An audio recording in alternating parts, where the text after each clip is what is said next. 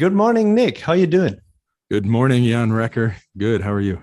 Yeah, I'm fine. I'm fine. Actually, I'm still breathing with excitement about IMSQ special issue and actually all the podcasts that we've been launching, which apparently, have been received really well by our listeners. Yeah, people have. So what we did today, we're going to see if this works. I'm sick of being much louder and clearer than you because You you have this are much louder than me, not much clearer. because you have this cheap German microphone. But last time I had distortion. We're going to work out our audios. Actually, this is a Korean. This is a Samsung. That's Korean, isn't it? What are you doing? Why would a German get a Samsung? You need some sort of what's a German brand?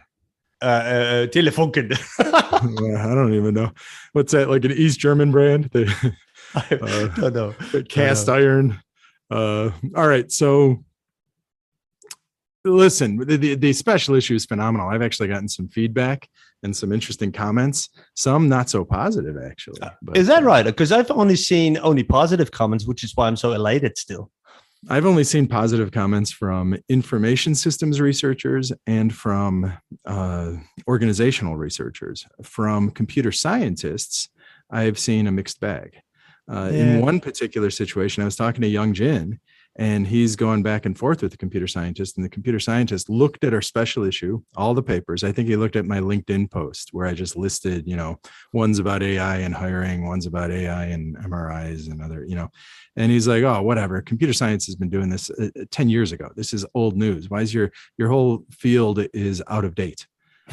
And it's like, they look at the phenomena and say, oh, we've been studying computer science algorithms for MRI visualization for a decade. You're finally studying, right? But they look at it like, oh, you're just looking at the phenomenon. They don't realize that, well, we're actually looking at knowledge sharing, right? We're looking at organizational learning. We're looking at organizational capabilities, right? And that's probably our fault. We publish based on the theoretical contributions, but we then talk about it to the world in terms of the technical phenomenon, right? Well, we do, but in our defense, so number one, that was to be expected. I haven't heard anything from my computer science colleagues, but I've been thinking that they could think about similar lines. I'm not sure this special issue holds much interest to them, but that's because the phenomenon that we're dealing with isn't of interest to them. We haven't launched a special issue on AI. We've launched one on managing AI, so sort of on the implicated practices. Obviously sort of deeply connected, intertwined with some technological aspects of it, but still, we're looking at practices. Yeah. And if you look that's the phenomenon and not the technology in how that face recognition algorithm was constructed and so forth. Yeah. And if you look at, say, Jin's Gerlach's paper on with the agent-based model, right? It's not a technology paper. It's a paper about how organizations learn, organizational learning, and how humans and machines learn together. I can understand how a computer scientist would look at that and go, agents-based modeling, what's the big deal? But they're not interested in organizational learning theory. They don't know. To be fair, I think that, where I have higher hopes of sort of bridging interdisciplinary gaps and sort of spanning the boundaries, I'm hoping that this sort of makes more connection to the management field and some of the teams and streams over there, because I think that's a more ready connection to be made with that special issue, less so into the computer science fields. Should that be done? Absolutely. And should we be better at that? Absolutely. So like I don't disagree with any of that. I'm just saying that I think that this particular effort here, this initiative over the last 2 years, hopefully gets us a bit of leverage into the other direction. And then some other point we might get into, the other field and do a little bit more on spanning the boundary there. But, one step at a time. I wanted to draw your attention to a different thing, because I saw some comments, not necessarily about the special issue, but about the last episode that only you and I did. We've just had 7 episodes with a diverse set of people, really. Like we got everyone from all regions of the planet together and talk about their papers, which I really like. I still listen to these episodes every now and then, even though we've done them half a year ago.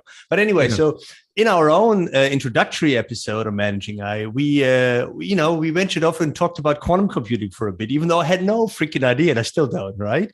And we got some comments about this. And I recall one on LinkedIn where someone said, hey, look, this is so cool. You have so good ideas about a future direction of his research for quantum computing, right? A sort of, that's a next big thing. And we made that, assertion half jokingly that wouldn't it be cool to have a special issue on quantum computing now, not in 10 years when it's already a thing.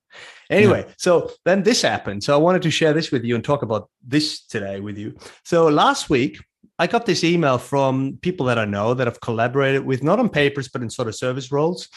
And they wrote and said, "Hi, Jan, we're working on this conceptual paper, and it's about non-fungible tokens. For one thing, it's a particular piece of digital technology hits the news at the moment, and spawns a bit of research.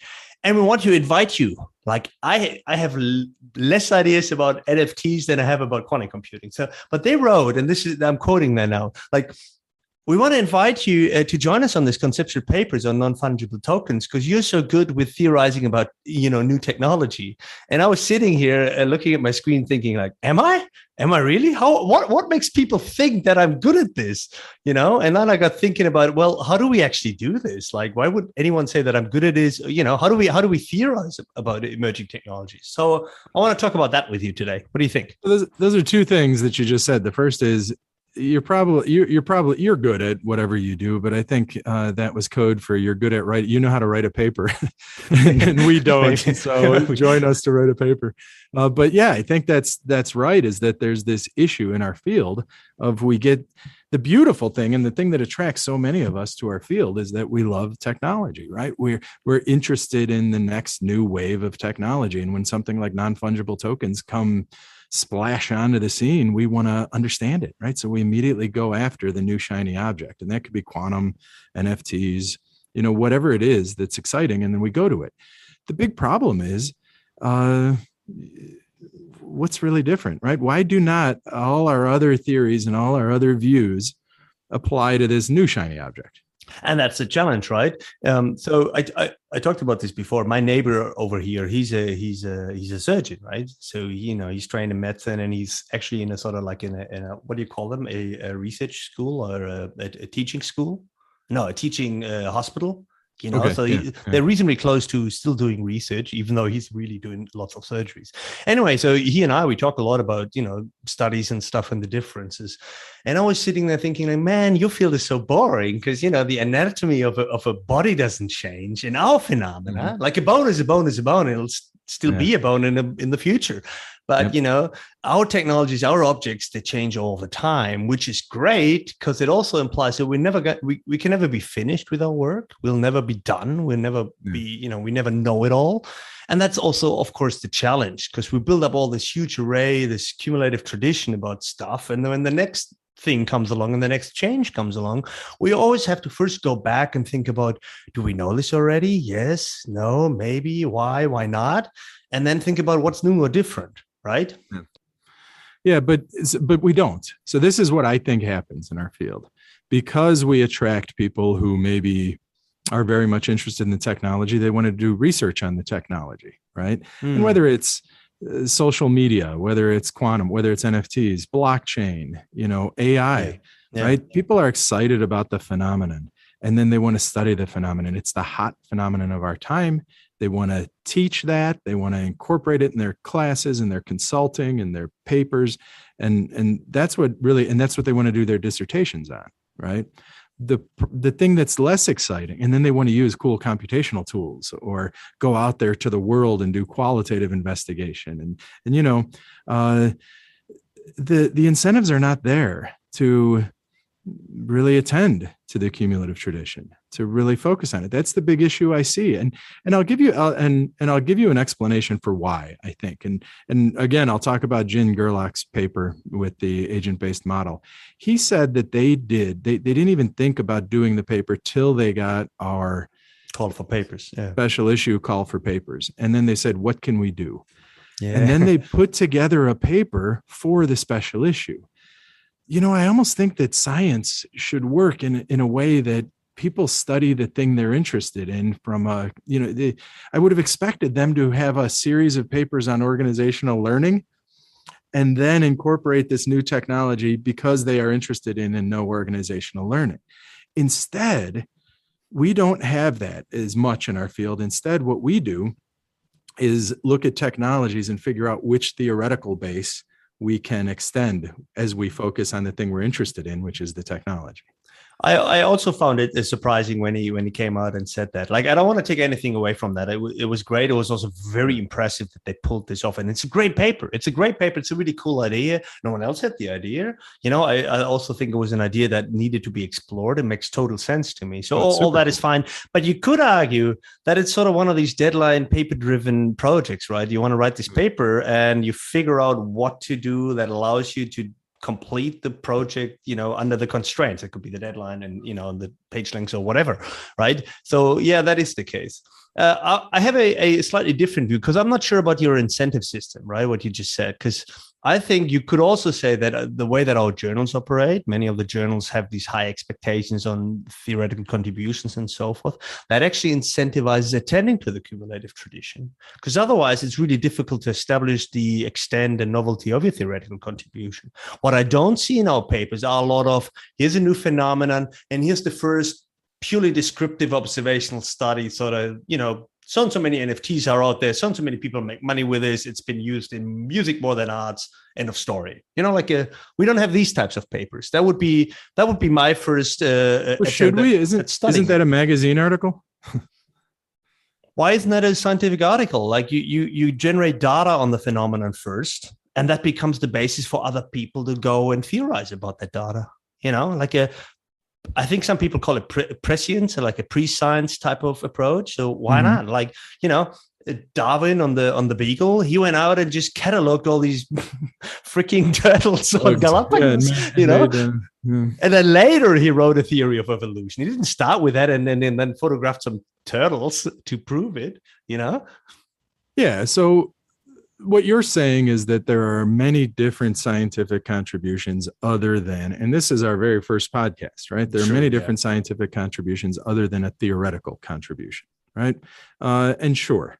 Now, how, should we be publishing data sets? Should we be publishing a nice data set you got, and then you run a regression with absolutely no attention to the cumulative tradition? I mean, we could go back and forth on that, and we did. But I think what I'm getting at here, Recker, is a slight difference about our field and other fields. Let me give you an example. The guy who's in the office right next to me is a guy by the name of Jason Colquitt, and he's a rock star in HR, OB kind of research. He was former editor-in-chief of AMJ, and he does research on organizational justice, right? So he understands all the arguments about justice. He wrote seminal papers on justice. He focuses on the theoretical, one of his areas is organizational justice theory. And then what he's doing is always moving it forward, given it, right? We in the IS field have very few people that do that. Maybe we did with TAM or something, but at the moment, I think we have some people. I am comfortable with institutional theory. I don't consider myself someone who's moving institution. I use institutional theory. We use theories. I think we're excited. We attract people who are excited about the technology. So we want to write a paper about AI. We want to write a paper about digital innovations, about all these things. And then what we do when we want to write that paper and we get a data set about that paper is we go and try and find which theory I can use to write about my phenomenon, right? Yeah. And that's the challenge of our field that I think a lot of other fields don't have. The other fields, you are interested in the theoretical idea, organizational justice. We are interested in the phenomena that is always changing. Well, I agree, but to be fair, 2 points. So number one, I think you coined that phrase once. Several of the other fields, including the ones you just mentioned, they're what you called high paradigm fields. Paradigm. So they have a clear set of shared assumptions, and they have a clear set of, let's say, a phenomenon, a co-phenomenon, right? We don't have any of that. And we had a debate about whether we should or not, blah, blah, blah, but we clearly don't have it at the moment. And my view is we probably shouldn't. So I think our field, the nice thing about it, that I think it's reasonably diverse and reasonably inclusive, meaning that there is room for the young gens of this world to be the first about certain phenomena and then throw all sorts of theories in. No two papers of his have similar theories, so to speak. Yeah. And there's also a room for, Wanda or Likovsky or Polanyi, who are all about social materiality. Like if you, in a way, they're about, one particular paradigm or one particular theory and so forth. I mean, I was thinking early 2000, Michael Wade, that was the RBV guy. That was the RBV guy. So, and I don't know any other work that he did that wasn't connected to RBV. So there's room for these people as well. And finally, should we publish data sets? My views, well, we don't have to be honest, because there are ways for scientists to publish data sets, in Archive and Open Science Service and so forth. So we don't need an IS version of that. The only thing that would do would be siloing ourselves even further. So there's ways to do this. If you want to share your data, go ahead and share your data. And it becomes accessible to other IS people as well as everybody else. So there you go. We don't need our own thing for that, right? Mm-hmm. So that's my view on that. Actually, I wanted to twist this conversation a little bit because I wanted to tell you how the story with the NFT paper continued. Yeah, we got to go back to your NFTs. Yeah. So NFTs, and I was like, wow, I have absolutely no idea. So I checked the Wikipedia page and realized I still have no idea, right? And, I found all these funny examples of people selling tweets for thousands of dollars and stuff. Anyway, but, so I clearly have no idea. And then, what my reply back was to these guys? I said, sure, I could do it. Because honestly, I think I can, because I can start thinking about NFTs as a technology. I can theorize about technology, like on a class level, on a kind level, not an instance level, right? I think I can do that, and I've been starting to read up on NFTs, etc. since that email conversation. But that's what I want to talk about. I think I can do this because I think it is amenable to theorizing about it, even though I've just started reading about it. Right. Isn't that interesting?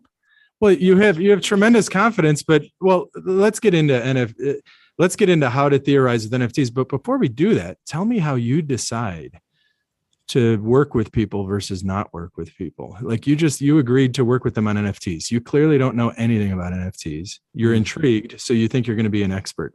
And it's one of those things where as long as you know a little more than I do, then you're the expert, right? It's kind of like me on quantum computing last time. I knew 5 things.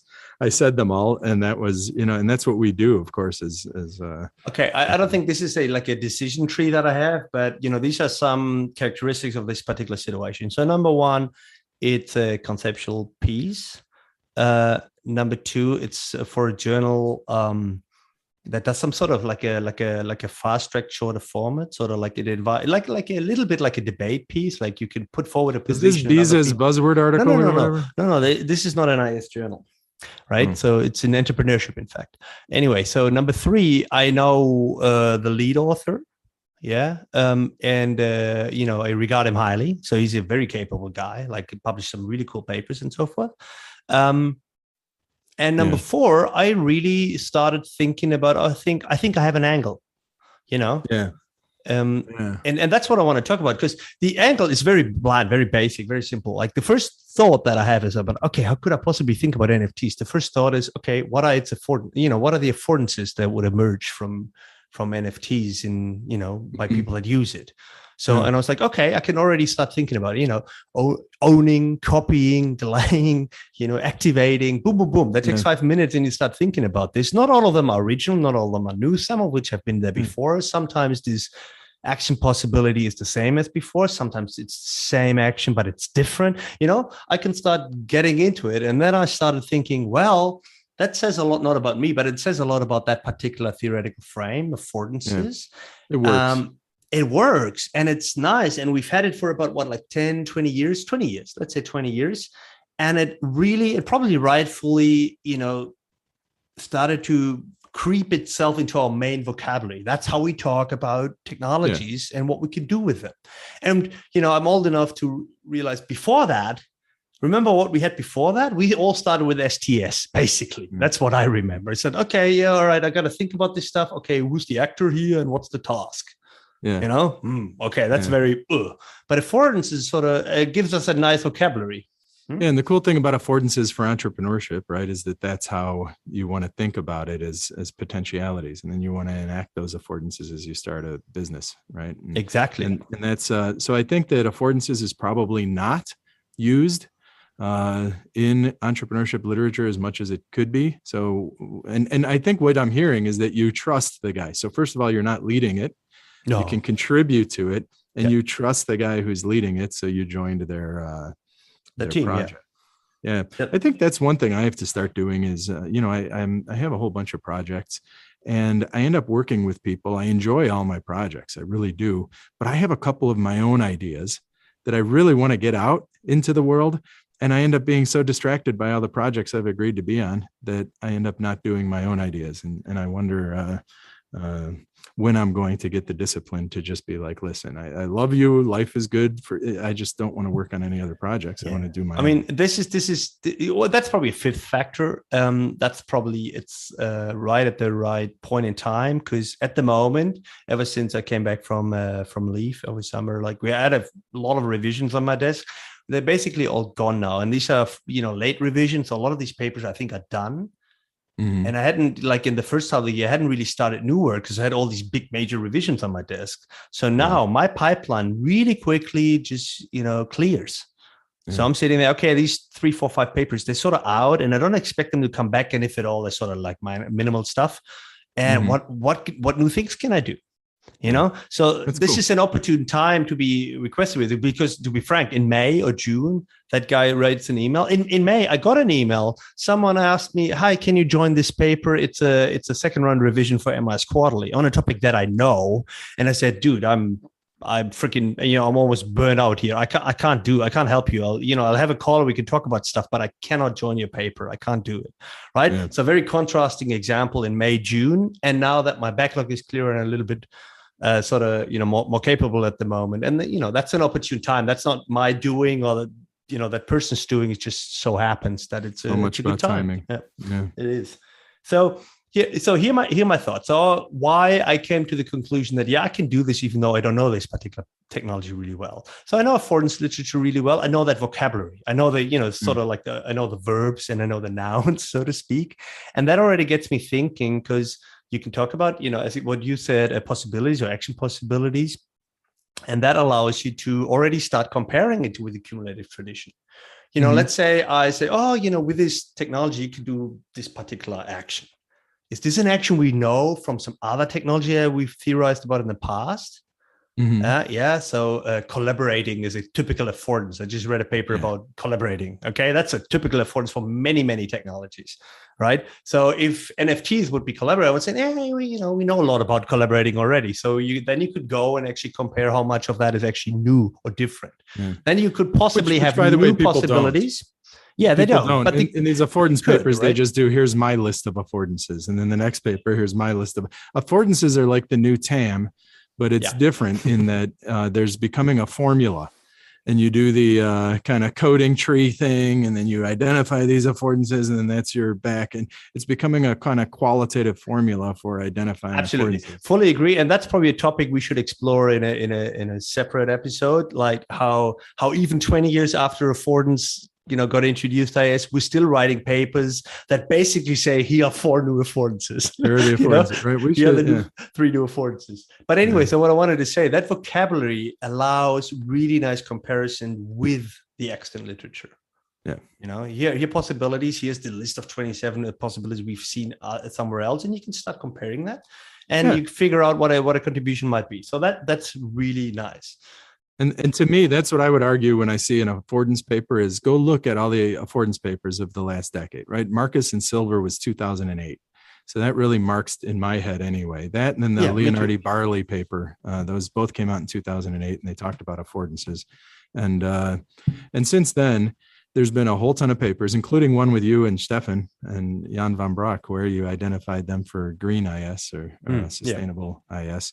And there are some others where, there are a lot of early papers that identified novel affordances. And then I think lately, last 5 years or so, at least as an editor, I see a lot of papers that are saying very similar things, but with a new technology, a new phenomenon. And I don't think you can pull that off in IS anymore.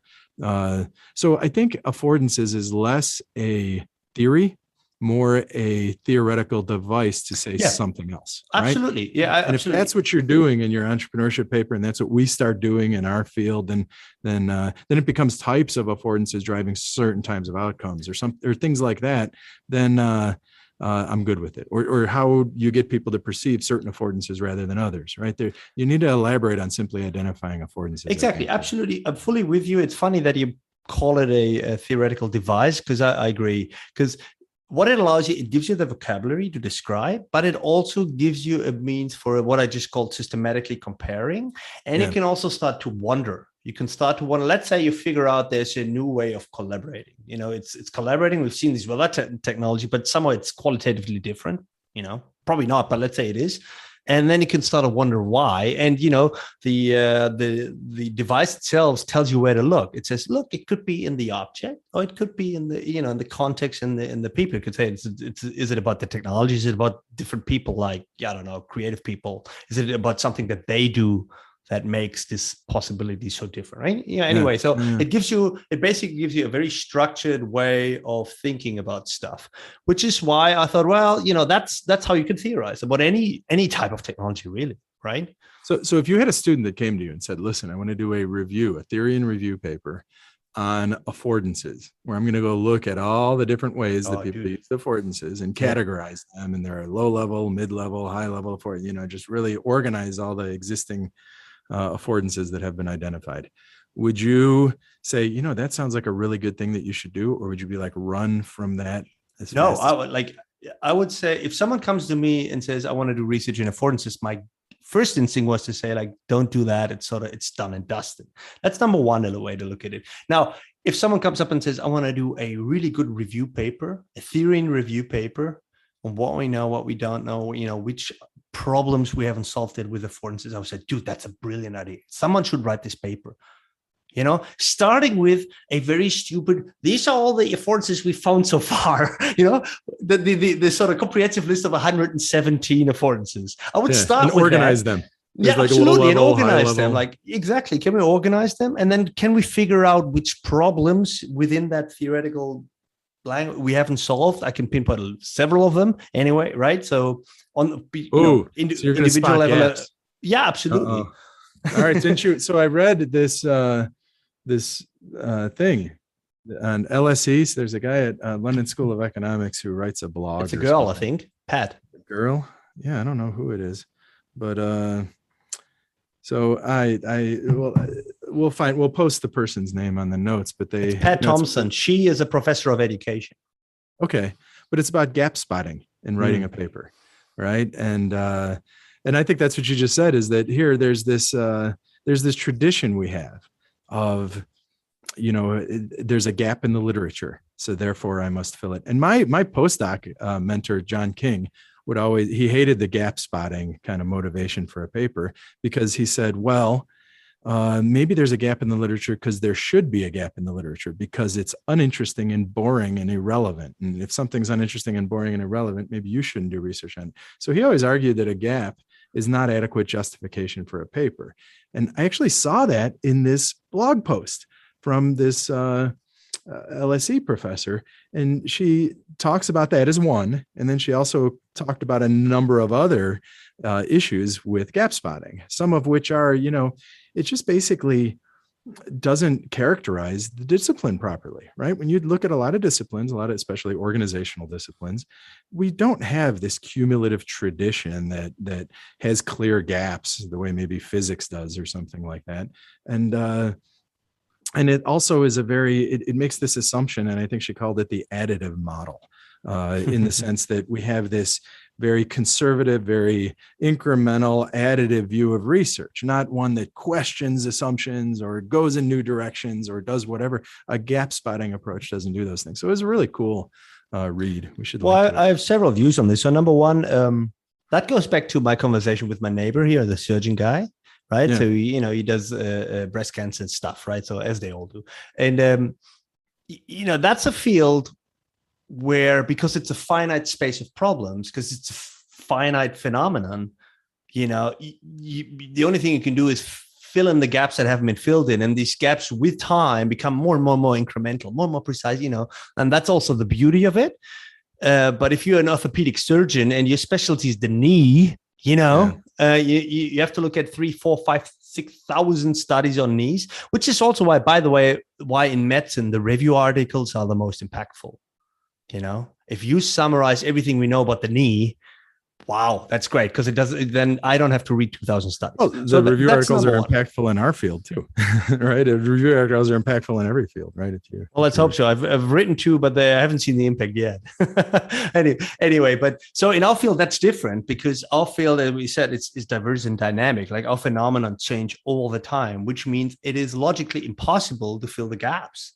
Because let's say we do that, the gaps become irrelevant because there's a new thing with new gaps. There's always got to be something we don't know, right? So going after gaps inevitably means you're in race for time until the gap is no longer relevant, or it's, And it's the surefire way to be lame is this, here's an existing theory, new technology, but existing theory hasn't applied it to this new technology. So I will now do that. And it's like, well, that's lame unless there's something about the new technology that is going to be different than what we already know, right? So, and that's the hard part. Yeah, the questioning of the assumptions, the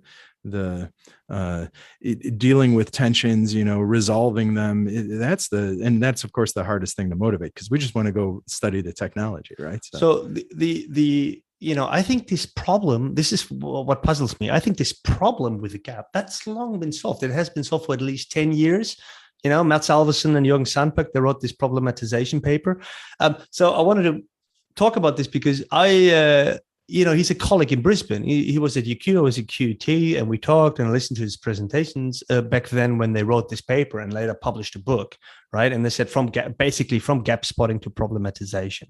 So, it's obvious, makes sense. And the key takeaway is, of course, a gap may be a problem. And if it is, then it's worth attending to. And if not, go figure out some other problem that's not a gap.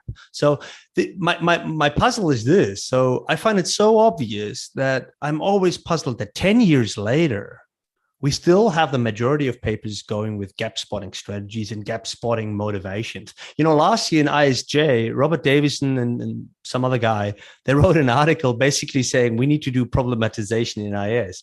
And I thought, well, don't we know that? I mean, we should all know that this is 10-year-old knowledge, right? No, for the last 20 years, there are probably 8 articles that say this, problematization. There's one in AMJ on how to write an introduction, and they just focus on problematization. And so this is in the water, and this is how I was taught. You don't find a gap, you resolve a tension, you identify a problem, tell them why it's a problem, and then come up with this. You're right. This is what we need to do. I have had papers in review processes come back to me and say, you are not identifying a gap. You need to do this, right? So even now, the reviewers and the editors want a gap. Where's the gap? They use the term gap, right? I think we should be able to, and in some journals, the authors have a better voice than others. Like at MISQ, ABJ is trying to get us to let authors have the voice and everything. But I think that's one where authors can push back and say, listen, I don't want a gap spot. But it's easier to gap spot and satisfy the reviewers than it is to problematize. Problematizing is hard, and you have to know the literature. You have to know the cumulative tradition, and that's how you problematize, right? So the other thing I wanted to speak about here is all of that is fine. All that is true. And I agree with all of this. We should be doing all of this. But hear me out. So whenever there's a new technology coming out, and my favorite example of the last years is blockchain. And before that, it was, I don't know what. And before that, it was actually Green IS. So whenever I have one of these new waves, I always we have our own hype cycle of new technologies. The Gartner hype cycle about how the technologies get adopted into organizations. We have the same thing when it comes to research output. The first thing we as a field always do is we write a new adoption paper. The blockchain adoption model, the BAM. Not anymore. That's how it used to be. I don't think people do that anymore. Now they push back. Now there's a Biza buzzword article, which is the worst thing ever for a scholarly field. It's like, oh, we're tech and we have buzzwords, so let's shamelessly try to get citations for our journal. And the way we can shamelessly get citations for our Biza journal, This is you Germans doing this, right? The way Well, we can shamelessly yeah. get citations for a BISA journal is to get citations for the authors. So the first author to write the paper on the new technology and submit it to BISA and get it published gets the blockchain citations. Oh, I love so much how you just put me in a spot of bother again with my fellow academics here in my own country here by sort of, putting myself in the same category as everyone by associating me with the journal and with the buzzer. Like, I don't know that category. I know it exists. I don't know why, if they've put it in.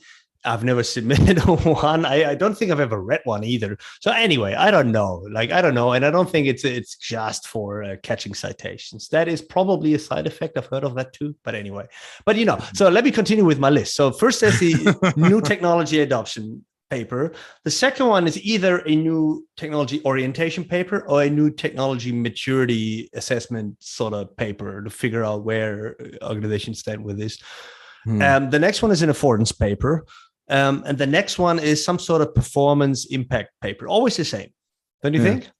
Well, perhaps, certainly. And I don't think it's a paper. I think the moment a new technology comes out, there are dozens of performance impact papers, right? That's like the quick one, right? Here's a new technology. Let's control for previous technologies and isolate so if you're into, say, econometrics and that sort of thing, that's what you do, right? That's I think in many ways the formula. But the nice thing is that's interesting, That might be interesting, but you know what I haven't seen though? Here's a new technology and see how it rips this established theory apart. Here's NFT and see what it does to our control theory. Like, all the assumptions are now overturned. None of that works anymore. That would be kind of cool, like nerdy cool, of course, but for us academics, that would be kind of cool to have. I haven't seen that. Well, I would argue my org sci paper on the dual hierarchy view of the mirror hypothesis. Yeah, overturns the mirroring hypothesis, and it does it with digital controls. And I think that's so I'm just talking about my own, but no, I think those do exist. I think they're just rare. I think that's what we should be doing, but I think it's rare. Then again, I'm always reminded of what Youngjin said when he came onto the show with us, and he said, "Well, maybe that's a view on what we should be doing. That maybe he espoused this, etc. But he also thinks that there's got to be room for everything else too."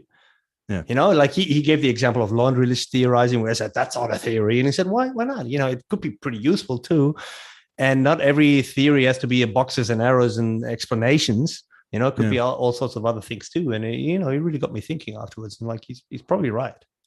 Yeah, he is, of course. And I think the hardest thing to do is say, here's my knowledge of a cumulative tradition. Here's how a new technology overturns its very tenets. It's predicated on these assumptions, and these assumptions don't hold now. So let's revise this. I mean, I think that's the perfect to me, that's the perfect paper. That is probably the hardest paper to write, I think, right? Is to uncover, because you have to know the literature real well. You have to know the phenomenon real well. And then you need really good evidence if you're going to overturn a way of viewing something, right? Well, the other obvious one that I had on my list here of things, how do we theorize about new technology, is very simply, we change the perspective, the paradigm, like in how we theorize. So the most obvious one would be we go from a variance type of model theory to a process theorizing, right? So, you and I have talked about this from a digital twin to digital twinning, right? So you shift it to a verb, and that changes your perspective and then makes you think about stuff very, very differently. So I think that's also a pretty useful way to think about stuff a little bit differently. And at this stage, I want to give a shout out to a paper that finally got out. And I talked about this before, Emma Vast and Alan Pinsonal, this paper about occupational identity and digital technology and occupational identity as a process just came out. And, I really think that's a fabulous paper. Next to our 7 Managing AI Special Issue paper, I think that's a front runner for paper of the year, because it's so cool that, it's such a simple thing to do. You shift the perspective from identity as a thing, as an object, to identity as a process, and see how it changes with time. And weren't they looking at data scientists or something? Yeah, that's their setting, right? They looked at data scientists and how they're both being enabled by technologies that makes it possible to become a data scientist, and threatened that, if you think about algorithmic or computational automated analysis, you don't need a data scientist anymore. So they both enable and threaten at the same time, which makes it a dialectical process that sort of goes in oscillating waves with time. So cool. Did they draw on the literature? I haven't read the paper yet. Did they draw on the literature of identity work? That's a big of course, right? So that's the point of departure, the conceptual point of departure.